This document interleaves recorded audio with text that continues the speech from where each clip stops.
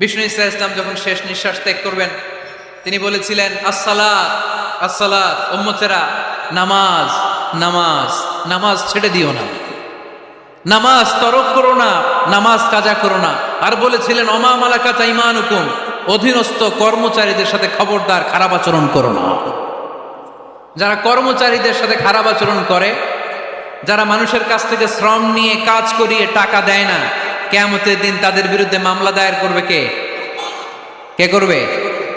হাদিসে কুদসি সাক্ষী বিষ্ণু ইসা ইসলাম বলেন, আল্লাহ তাআলা ফরমান, আনা খাসমুহুম সালাসাতুন আনা খাসমুহুম ইয়াউমাল কিয়ামা। তিন শ্রেণীর ব্যক্তির বিরুদ্ধে আল্লাহ বলেন, আমি নিজেই কিয়ামতের দিন মামলা দায়ের করব। তিন শ্রেণীর লোক কিয়ামতের দিন তারা ছাড় পাবে না। আল্লাহ বলেন, আমি নিজেই তাদের বিরুদ্ধে মামলা দায়ের করব। এর মধ্যে এক শ্রেণীর লোক হচ্ছে রাজুলুন ইস্তাআজারা জিরান ফাস্তাউফা মিনহু ওয়া লাম ইয়াতি আজরা। একজন শ্রমিক